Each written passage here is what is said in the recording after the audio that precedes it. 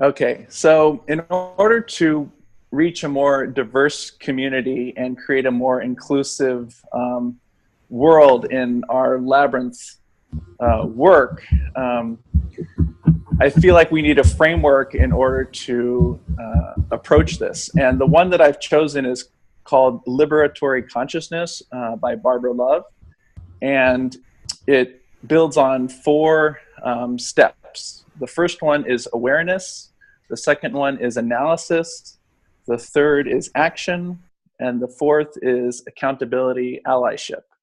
So we are in the awareness phase, the first phase of our exploration of this.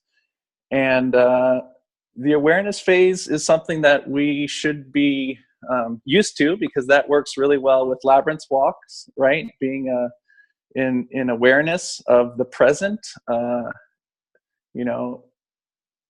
honestly, looking at who we are and what we're dealing with. And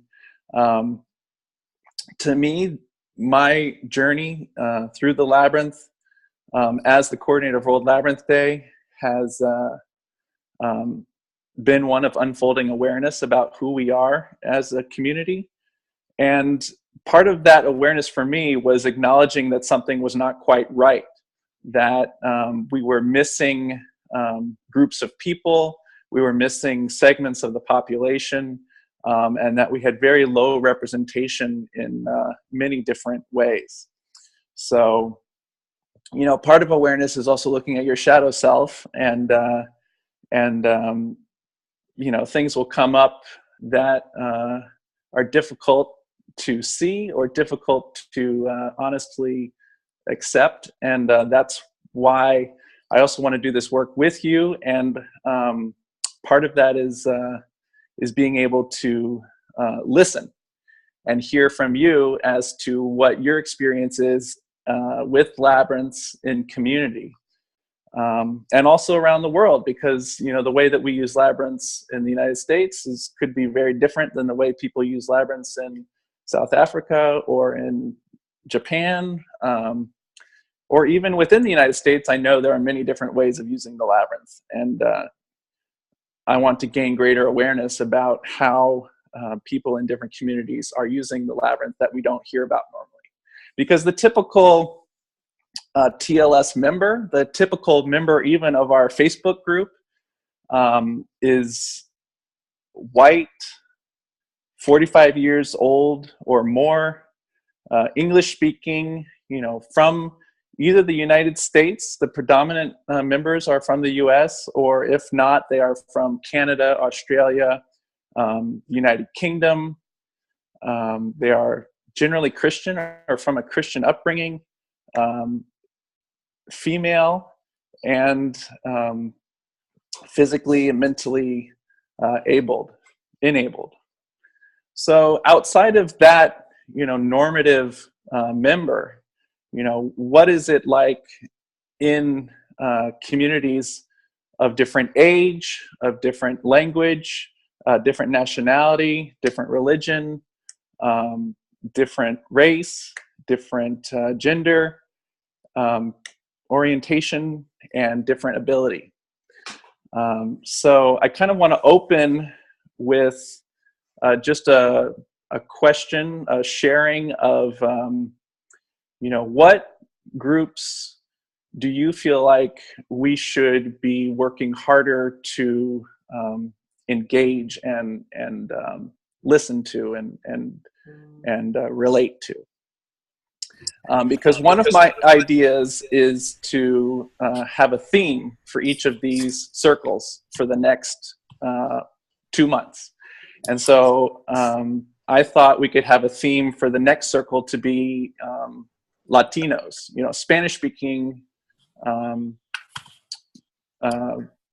people in Central and South America and the United States. So, perhaps we could have just one meeting that would be completely focused on how are labyrinths being used in Central and South America and Spanish-speaking communities. How do we better engage Latino communities?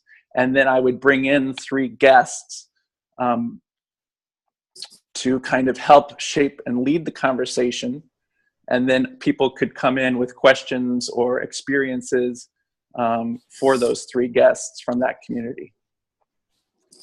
Okay, so I would like to open that up. If you have ideas about communities or that we can focus on for future meetings, and also just in terms of your own experience, what communities can we better engage in our work? If you'd like to speak, raise your hand and then we will unmute you. Annie, let's see. Yeah, the demographics you were talking about, the middle-aged, white, female, English-speaking, etc., is the fairly common demographic for the awareness movement, if you want to call it that.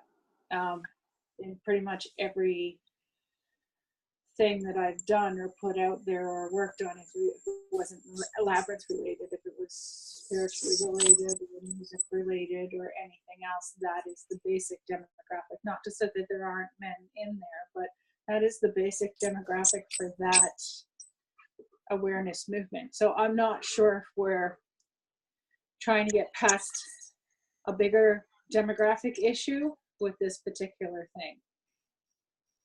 Something to keep in mind. I don't understand the last part. You're not sure If that's just not common to the larger awareness demographic, not specifically to Labyrinths. Yes, it is very common, right, in the yoga community and meditation communities. So yeah, I think it is something that many of these mindfulness practices are trying to be better at in terms of engaging broader communities. Right. So the other thing I noticed is that most of the men that I engage with in the Labyrinth community are all makers and designers. Right. They're walkers. So they do a lot more than they just use the Labyrinth. So they're actually more. So that's something that just in terms of what the difference is to me, what I see in terms of the difference between the demographic in males and females. Yeah, and the question that brings up for me is, is it because we provide men more opportunities to do design and building work than we do spiritual work? Are there less male leaders that are leading spiritual groups for men? Do we not have that either in leadership or program workshop offerings?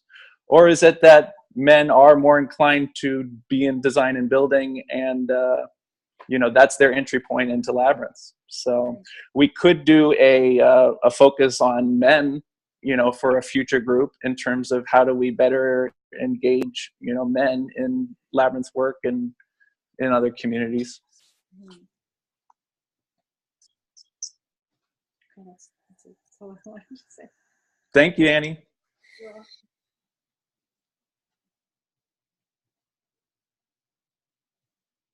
Is there anybody else that would like to share? I'm just laughing to myself about the men's awareness special edition.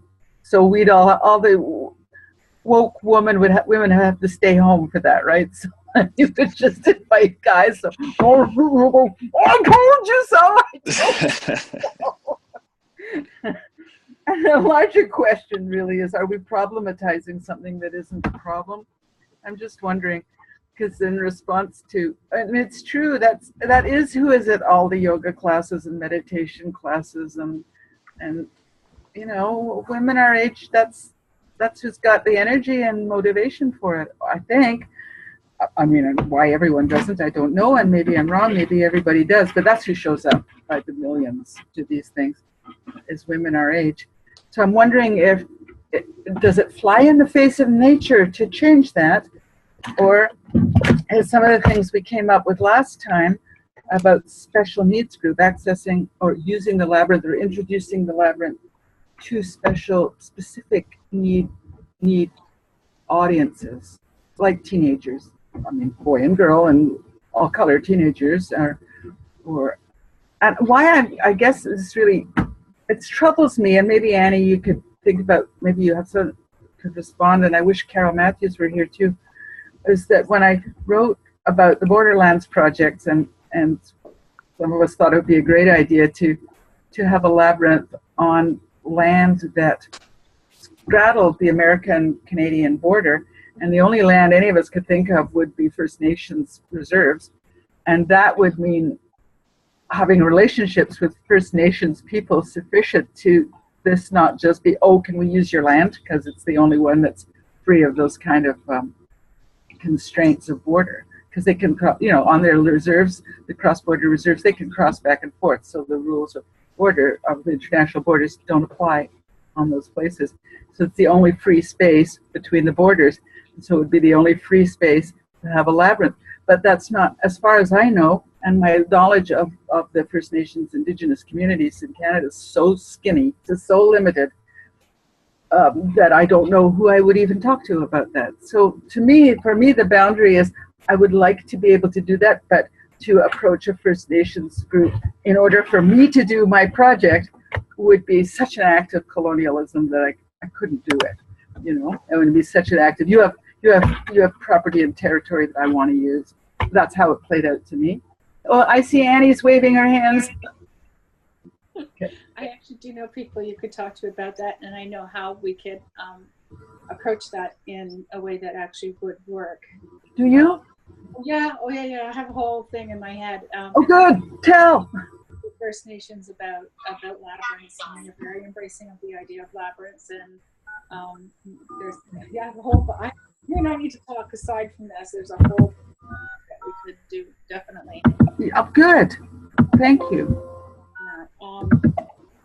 I think in terms of, if we're going to go back to the demographics, it's not something I'm trying to point out like as a red herring kind of thing. I think what we need to do is recognize that is there, and that because it's going to show up in our demographics, and so that we don't just like look at it and go, oh, here's a problem. It's not a problem. It's just there.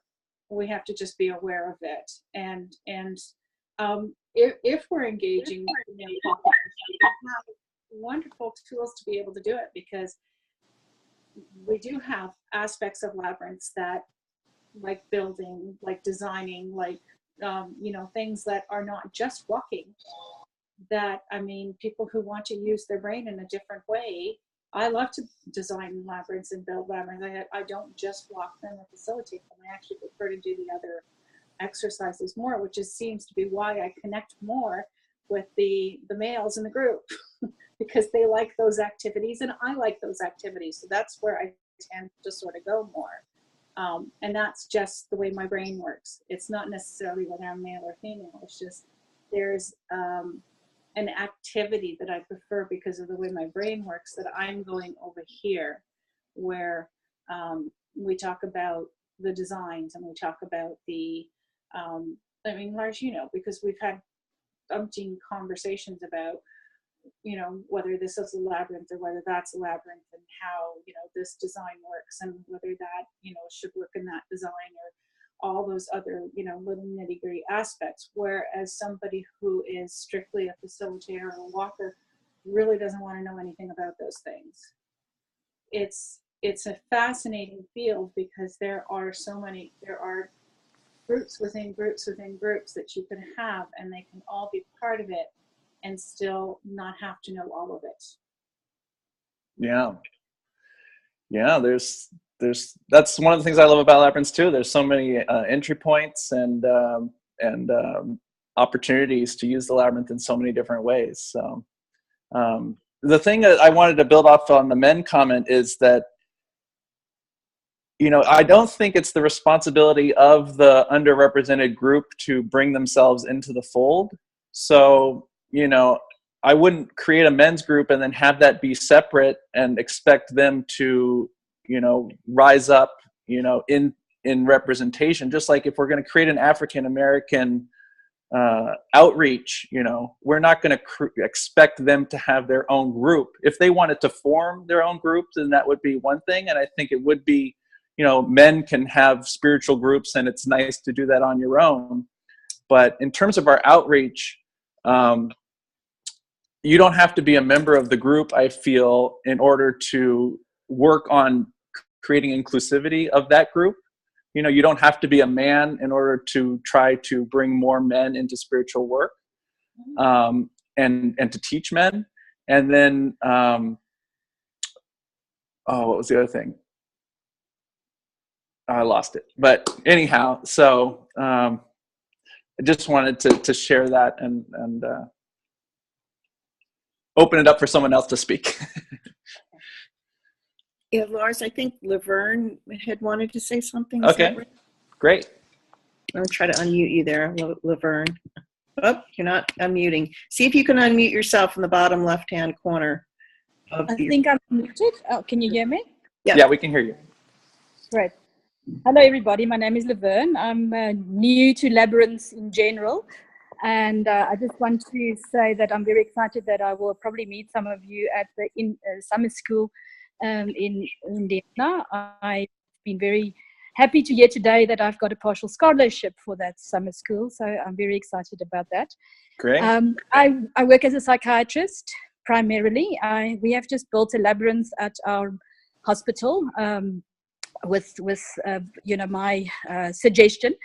And we've had our first workshop with some of our staff members just as a practice session last week, Friday. So the Labyrinth was a very foreign concept to most of our participants, and we are planning to do more workshops with anybody that would be interested in the field in South Africa.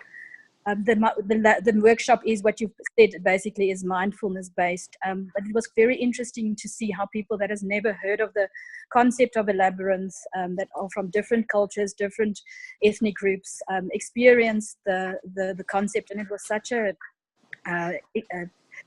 close association. Everybody could relate to commonality, even though they were from different ethnic groups, different backgrounds, different levels of education.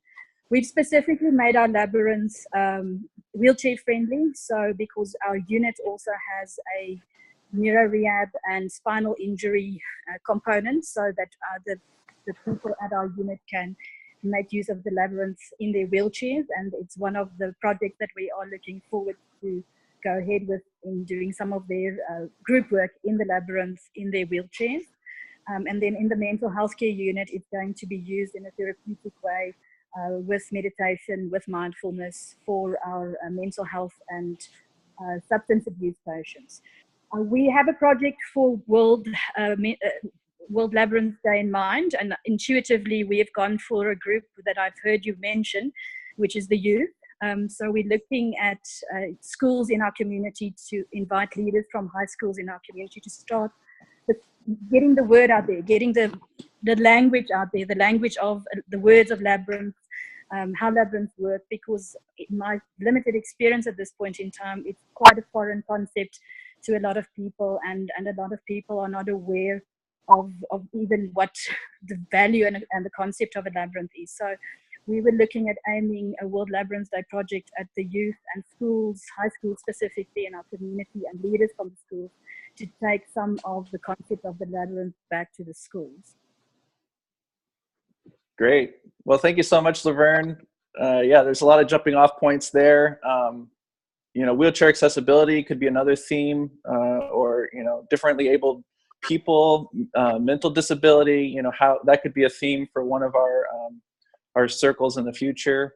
And also World Labyrinth Day is a great opportunity to introduce the labyrinth to new populations. And a holiday or it's National Labyrinth Day is a great way to gain awareness for something that people don't know about. So I'm really excited that you're reaching out to a new community of the youth for World Labyrinth Day in particular.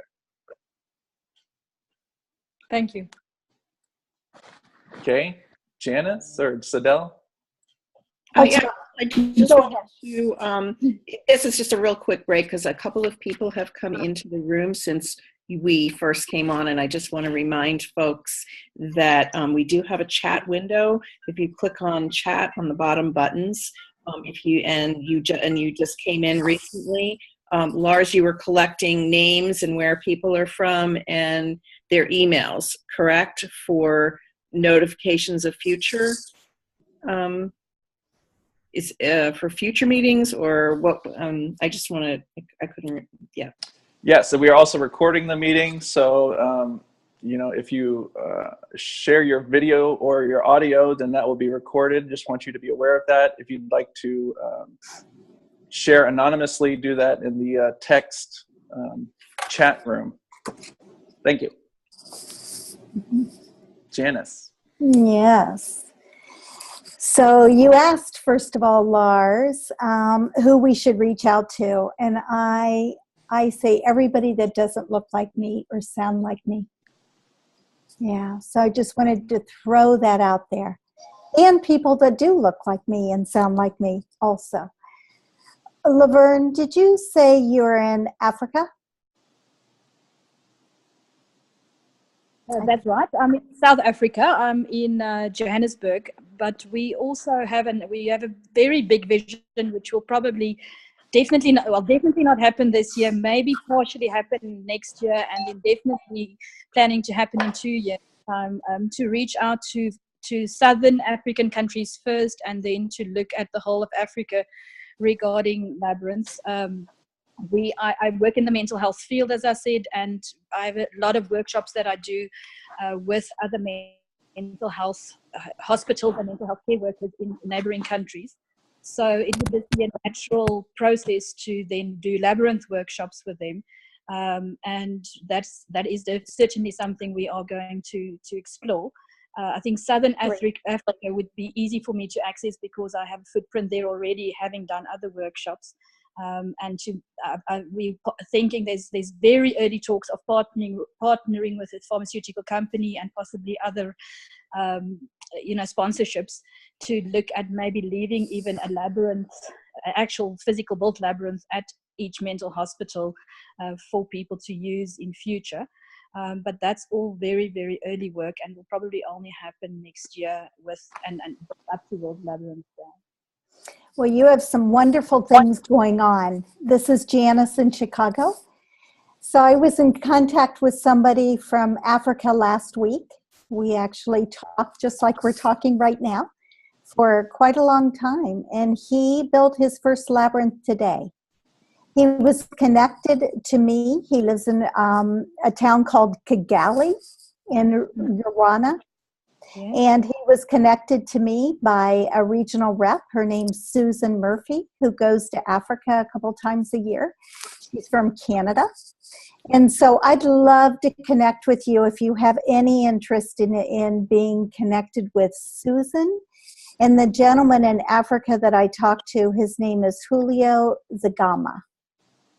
Wonderful. It would be wonderful to start building that kind of network, because I do think labyrinth is a very foreign concept in Africa in general, and not part of the ethnic society's point of reference at all. So I've found I've used finger labyrinths very, very sparingly initially in workshops just to test the waters, and it's a very foreign concept for people. Yep. So I think a lot of work to be done. Yeah, that's what I heard from him also. But there's great opportunity too. Without a doubt. I love that. So if you want to type your email address in the chat box, I'll take it from there and connect you with Susan and Julio. It's there. You'll find it in the chat box. Great. I didn't see it. I'll look again. Great. Good to hear from you, and looking forward to networking. Great. Yeah, so I think that could be another theme for a future sharing circle, would be how to bring the labyrinth into a community for the first time that is not aware of labyrinths, that has no experience with labyrinths, and especially, well, I guess it doesn't have to be internationally, but there are a lot of interesting examples of bringing it internationally to new communities. But also, we can't forget that in the United States, there are plenty of communities that also are not aware of the labyrinth, have not experienced the labyrinth, or wherever you live. So that would be a great theme for a future sharing circle. Is there somebody else that would like to share, speak? If you'd like to raise your hand. Okay. Elizabeth, let's unmute you. Welcome. Hi. Hi. Hi. I am just up the Connecticut River from Siddell. So funny to meet you this way. I'm in White River Junction, Vermont. And I've found working in the public school in White River Junction that it's been an interesting way to reach out to some diverse populations through children being interested and then taking the Labyrinth home to their parents. So that's been an exciting way to see how it ripples out and to kind of harness the enthusiasm of the kindergarten through 5th grade community that then also inspires their family. I completely agree that reaching into different types of demographics is a beautiful thing to engage with. I also acknowledge in our own community that the people who have the time to go into deeper spiritual work often is the demographic that we are and are speaking of, although I'm happy to represent the under 45 community and I'm doing the best in my community to broaden that circle. So thank you for the work that you're all doing, and fun to be in this circle. Great. Well, thank you, Elizabeth. Yeah, I like that idea. You plant the seed with the youth and they take it home to their parents is really neat. And working with, I feel like often we go to the communities that we're comfortable with that are already our community, and so that's why we end up hosting Labyrinth walks for people that look like us, because we're going, unless we are the type of person that has a very diverse group of friends or community, which a lot of people don't have. We host walks and workshops for people that we already know that end up looking a lot like us. So I think, to have that courage to go into new communities that, that we're not a member of, even like the youth or different ethnicity or, rural. Clive Johnson was talking about going into rural Southeast America, and he's coming from England. So what that experience is like. And there is a question of, are we,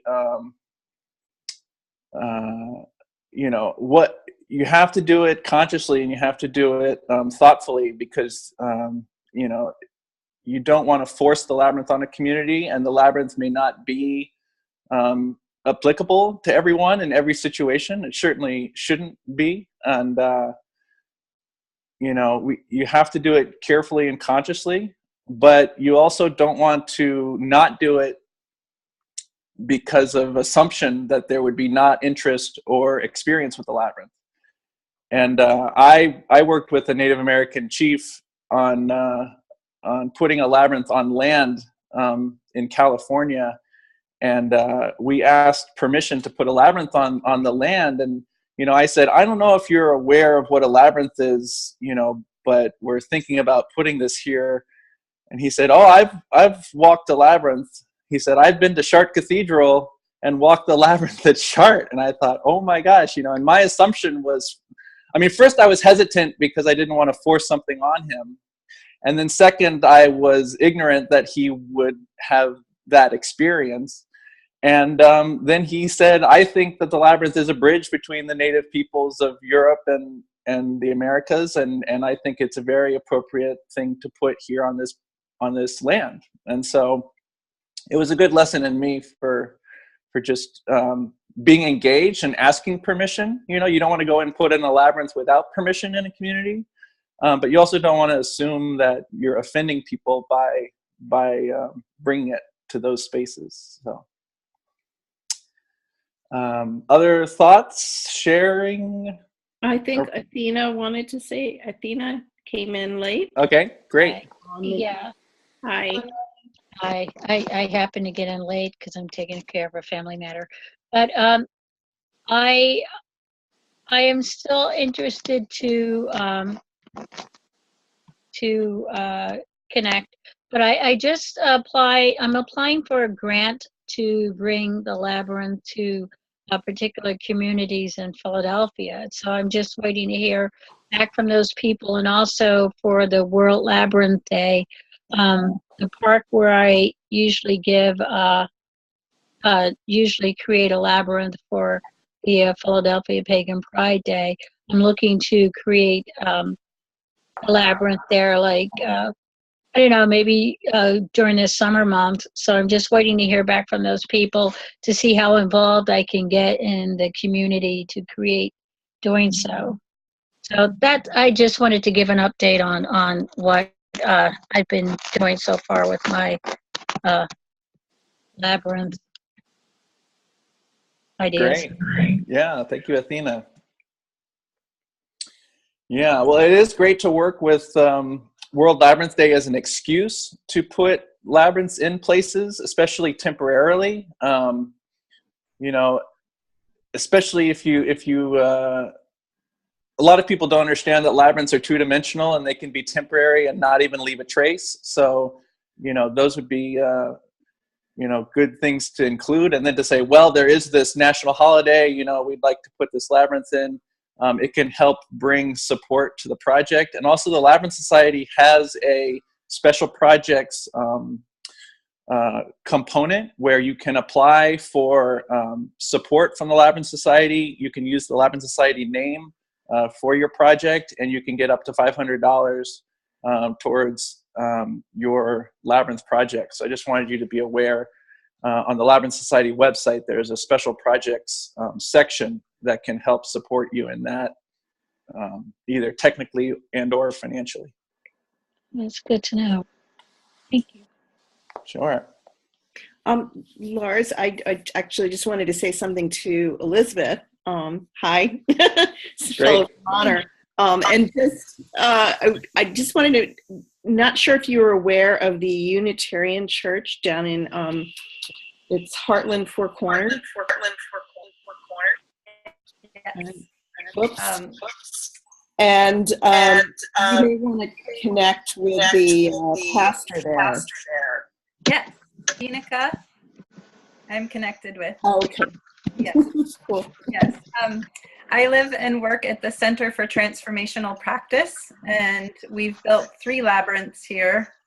I've also built a labyrinth at the White River School, and have been spending the last 2 years just kind of dipping in and trying to learn what my work in this field is. And I've been very eager to connect with you, so this is a fun way to meet, and look forward to meeting you in person perhaps sometime soon. Yeah, that would be great. That would be great. I have to actually run off to pick my daughter up from school, so I'm going to leave this meeting, but really lovely to connect with all of you, and I hope to attend again. Okay, thanks, Elizabeth. Thank you. Nice to meet you. Nice to meet you too. Okay, so we have about 15 minutes left, or 10 to 15 minutes. Are there other communities that people feel like we should have as themes for future sharing circles? You know, if we had does this shift into theme-based exploration sound good to people? You know, if we host our next meeting based on Central and South America Spanish-speaking groups, is that something that is of interest to people, and then to have future meetings on certain themes?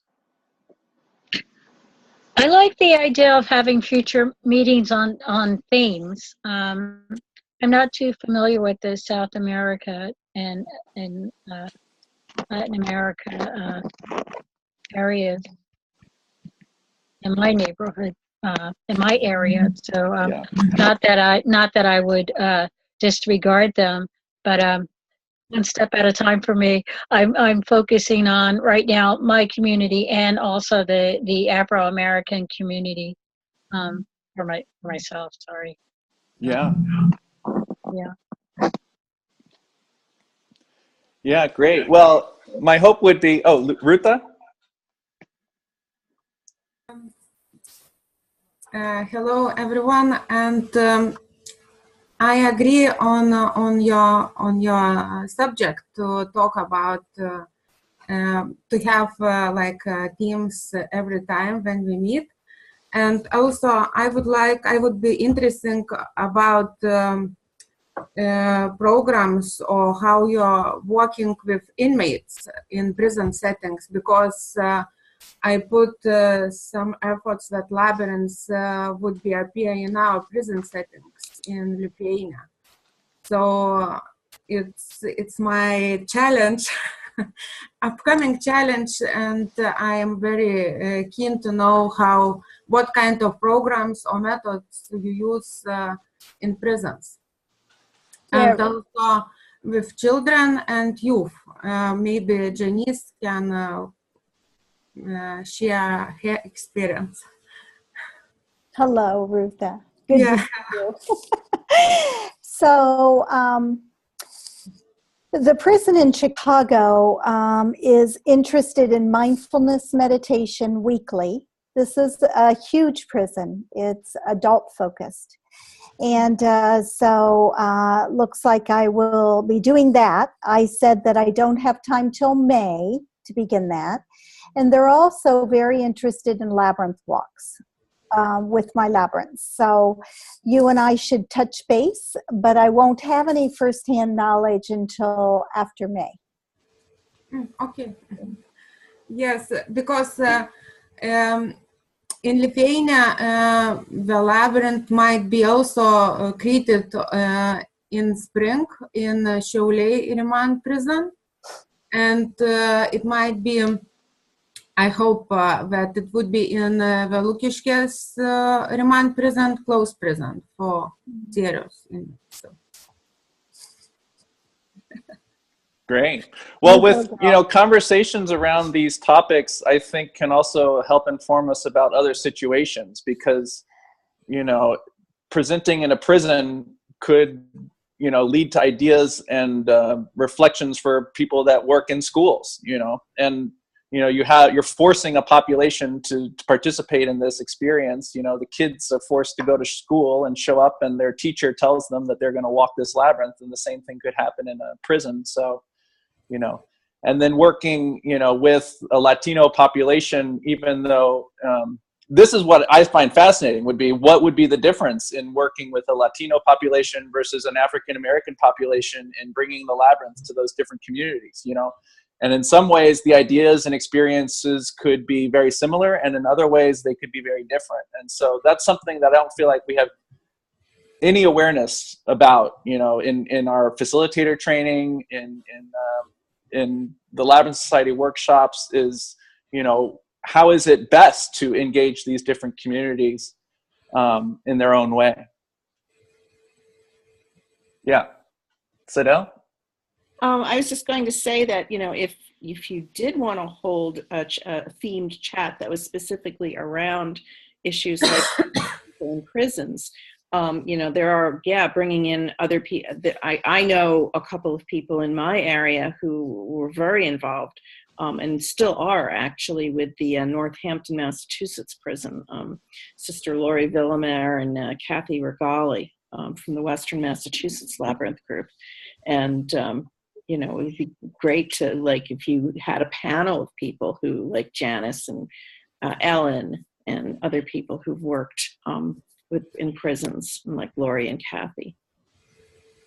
Yes, if we had a theme, I would have a speaker or two who have direct experience working in that realm, because I don't want us to just imagine or create assumptions of what that would be like. I think it would be great to actually hear firsthand experiences of what of what's already happening in those communities.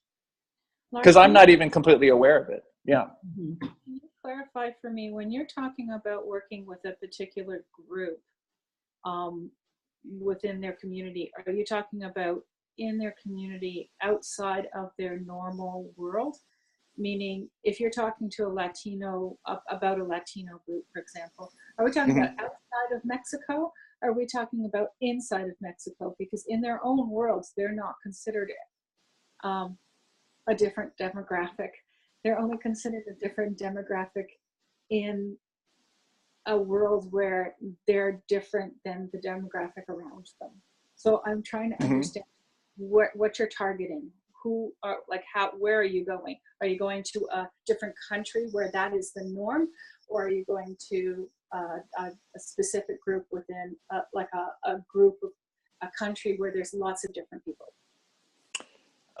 Yeah, well, I haven't delineated what that would look like. I was thinking to bring in guests from those countries, so not from Latino communities in the United States, but from firsthand experience in the country. So yeah, and that would be different for somebody from Mexico City to present the Labyrinth to other people in their community versus me going to Mexico City and leading a workshop for a Mexican community. So completely different if you're doing it with a bunch of people who are Latino in a community in the US, because it's, again, that's a completely different community than would be if you were in the native country of what it is that you're talking about. Right. Yeah. So it's like a completely different demographic because that's their native country. Well, I don't think it's completely different, because I think you could point to examples. If I was going to present on labyrinths to a Latino community in California and I shared examples of labyrinths in Mexico, I think that would help, to create more credibility and understanding of labyrinths than, say, presenting the Chartres labyrinth in France. So I think that there is a relationship between, the immigrant community and the country of origin, in that community. But whether or not the approach would be the same, I agree, they'd be different approaches,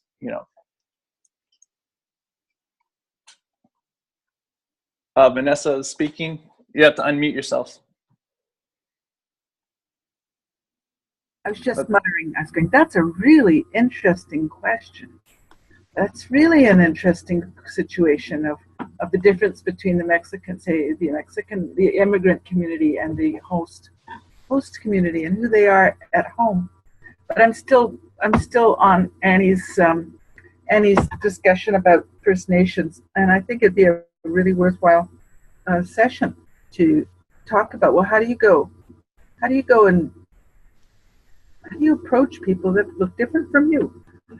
I guess I'm really self-conscious about it because we're so aware of it in Canada right now, and sort of bringing in white people's medicine without knowing what Indigenous people's medicine that might be equivalent or a matrix of experience.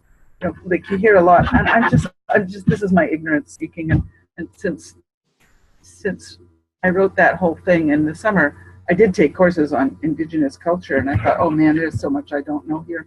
It was huge. So I'd love to hear Annie, for example, talk. Annie, speak at length about how to think about that, because I think I'm in a bit of a capsule. I've just got 5 more minutes here until noon, so I want to be mindful of that. Okay, let's book Annie then. Annie can have an Annie show for white people. Have to do it at another time. Okay. I really don't have time. We'll get into another 20 minutes.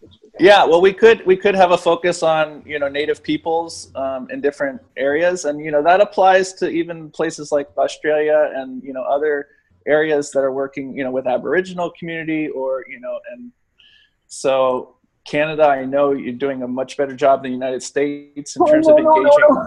No, we're not. No, we're not. Well, anyhow, so yeah, it's good to be sensitive. You don't want to be so sensitive that you're paralyzed, but you don't want to be so audacious or that you just don't that you're unaware of your effect or your what's happening. And that's part of this whole process. What I'm trying to do is first just to understand where people are at in the world, who we are, who's missing from the table here in our Labyrinth community, you know, are there people doing great things that we don't know about that we should know about? And how do we help people to do great things that don't know about labyrinths at all? So. Right, maybe next time. Okay. Any other?